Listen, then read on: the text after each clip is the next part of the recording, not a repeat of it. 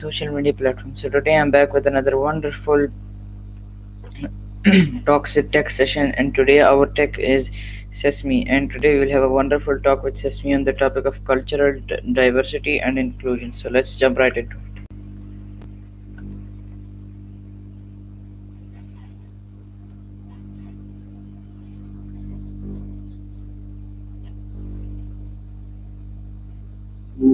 Hi, Hamzah. Still thinking about the powered networks. I bet. No, I actually think I'm actually starting to think about another thing. So yeah, so now could you please tell us that what does cultural diversity mean to you?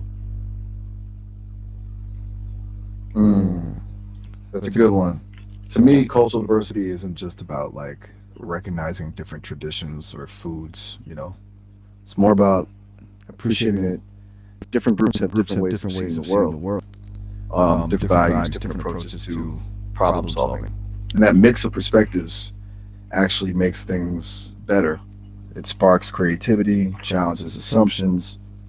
It's kind of essential for growth, I think. What got you thinking about it? Yeah, just curious to ask you about it. So thank you so much for giving your comprehensive answer. So now could you please tell us that why is inclusion important in a diverse society? That's a really important follow up. Okay, so diversity is having a seat at the table, right? But inclusion is making sure everyone's voice is actually heard and valued. It's not enough to just have different people present. You need to create an environment where everyone feels safe enough to contribute their authentic selves. Without inclusion, you end up with a lot of untapped potential, and honestly, it can breed resentment. A truly diverse society needs inclusion to thrive because it allows for better decision making, stronger communities, and just a fairer world. It's about equity, not just equality. Does that make sense? Yeah, that very much makes sense. So thank you so much for giving your precise answer. So now could you please tell us that how can learning about more cultures or other cultures make us more open minded? Gotcha. So you're asking about how to actually become more open minded through exposure to different cultures. Um, that's a great question. It's not just about reading a book. It's about actively seeking out experiences. Honestly, travel is fantastic if you can do it, but it doesn't have to be international. Even exploring different neighborhoods within your own city can be eye opening. But beyond that, I think it's about intentionally listening to people with different backgrounds, reading authors from different cultures, and really trying to understand their perspectives, even if they challenge your own. It's about being comfortable with discomfort, I guess. And recognizing your own biases. We all have them. It's a continuous process, really. What do you usually do to learn about other cultures? I usually try to connect with the people of the cultures and try to know more about the culture from through those people. So thank you so much for giving your well defined answer. So now could you please tell us that what's one way to show respect for someone's culture? It's awesome, actually. Connecting with people directly is way more impactful than just reading about things. It's real. Okay, protecting someone's culture? That's a big one. This is about a few things. Hey, First, I meant respecting random I people's meant practice. I meant what's one way to show respect for someone's culture?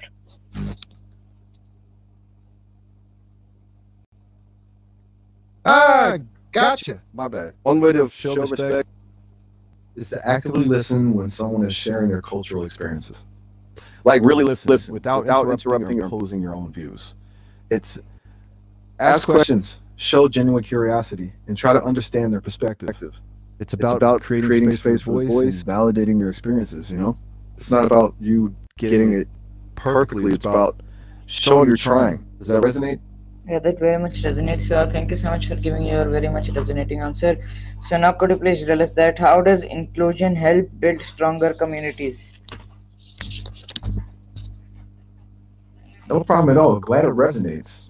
And hey, no video here, just a chat. But I get what you mean. Okay, inclusion in shorter communities. That's a good like.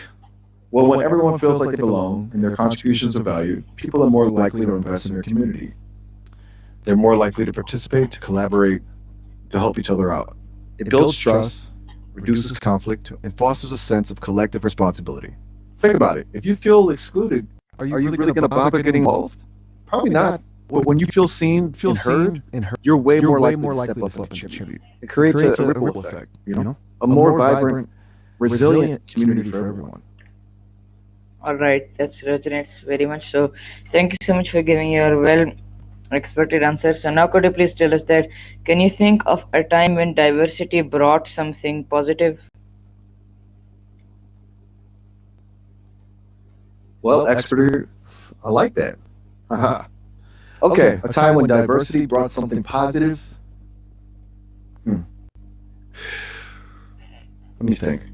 It's honestly hard to pick just one because it's happening all the time. But I was reading about the development of the internet, which for me is kind of like experiencing it, and it struck me how much of its innovation came from a really diverse group of researchers and engineers coming at the problem from all sorts of angles, different backgrounds and skill sets, different ways of thinking. It wasn't one single mind that created it. It was a huge, messy, collaborative effort fueled by diversity. And look at what it's become. It's a pretty powerful example, I think. What about you? Can you think of a time when diversity led to something positive in your own life? I honestly don't remember any time like that, but I'll try and then later on I'll inform you. So, thank you so much for giving your well defined answer. So, now could you please tell us that what are the benefits of having a diverse team or group? No worries at all about not remembering right away. It's something to keep in mind. Okay, benefits of a diverse team. Where to start? It's pretty huge. First off, you get a wider range of perspectives, which leads to more creative problem solving. Different backgrounds bring different approaches. It also helps you avoid groupthink, when everyone just agrees with each other because it's easier. A diverse team challenges assumptions and encourages critical thinking. And beyond that, it makes you more adaptable. The world is changing fast, and a team that can understand and respond to different viewpoints is going to be way more successful. Plus, it's just a better learning environment for everyone involved. It's pretty simple, really. All right, that's good to know. So, thank you so much for giving your experted answer. So, now could you please tell us that how can schools promote cultural understanding among students? Sir, haha, I like that. Okay, how schools can promote cultural understanding. That's a big one. It's got to go beyond just a yearly multicultural day, It needs to be woven into the curriculum. Things like incorporating diverse literature and history, teaching different languages, and encouraging students to learn about different traditions. But it's also about creating a safe space for students to share their own experiences and perspectives. Things like student-led discussions, peer mentor programs, and cultural exchange opportunities can be really effective. And honestly, making sure the teachers themselves are representative of the student body is huge. It models the kind of inclusivity they're trying to teach. It's a multi-pronged approach, for sure. What do you think would have been helpful for you in school? For us in school, we have cultural day and we have a class which is social studies where we learn about our country, which is UAE. We learn about it. We learn about its culture. We learned about how Sheikh Said bin Sultan Rahimahullah turned this small piece of land into a global hub. So yeah, thank you so much for giving your well-defined answer. So now could you please tell us that why is it important to listen to voices from different backgrounds? Go to a priest? I'm a little confused. Did I miss something there? Did the transcription get a bit Yes, wonky? yes, But I think I understand the. yes, it got a little wonky. I think so. Okay, You got it wrong. cool. I meant, why is it important to listen to different voices from different backgrounds?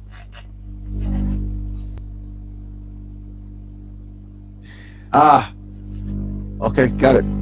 Voices, not accounts.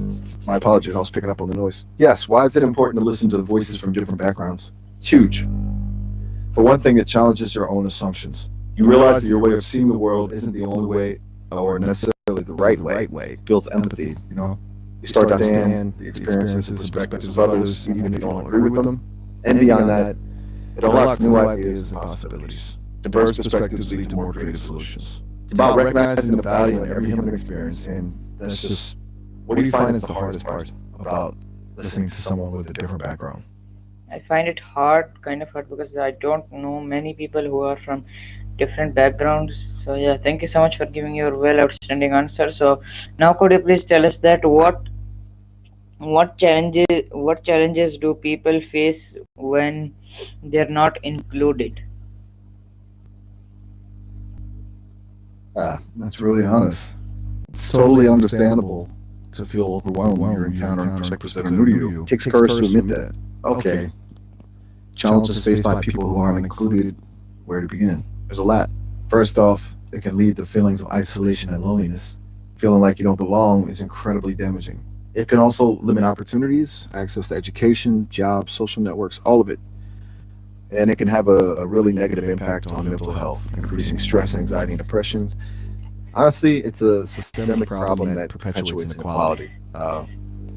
When people aren't included, society loses out on the talents and contributions. It's a waste, and it's harmful. Have you ever felt excluded? And if so, how did it affect you? You don't have to answer, it's too personal, of course. Yeah, I prefer not to answer. So yeah, thank you so much for giving your well-defined answer. So now could you please tell us that what does all of this mean to you, and what do you think about cultural diversity and inclusion? Gotcha. No pressure at all to share what's personal. Personal. And a new world you find in answer. Are you starting a new topic?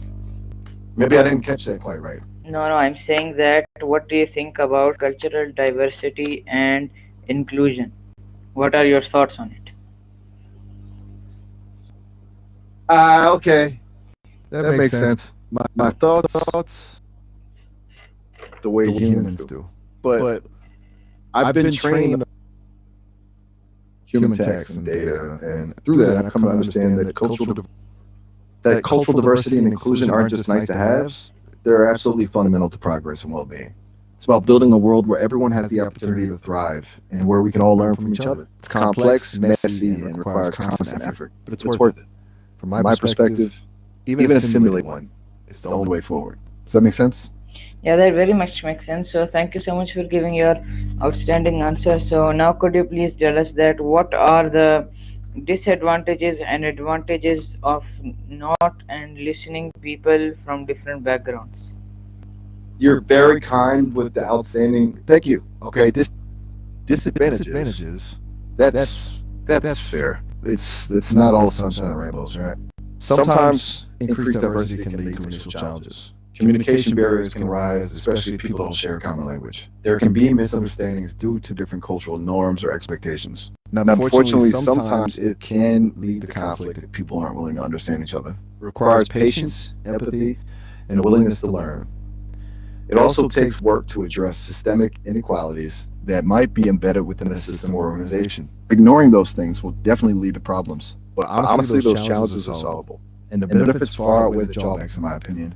Would you say you experienced any of those challenges yourself? No, I have not experienced those challenges, any challenges myself. So yeah, thank you so much for chatting with us, and it was nice chatting with you. And I hope to see you in another chit chat. That's great to hear you haven't experienced those challenges. And a pleasure. It was really good chatting with you too, and I absolutely hope to see you again soon. Feel free to reach out whenever you're up for another conversation. Take care. Take care. Bye.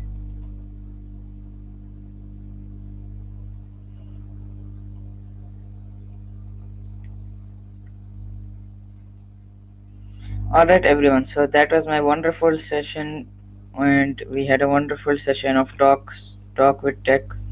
And today our tech was Sesame, and we had a talk on a wonderful topic of cultural diversity and inclusion. And yeah, I'll see you guys in another Sesame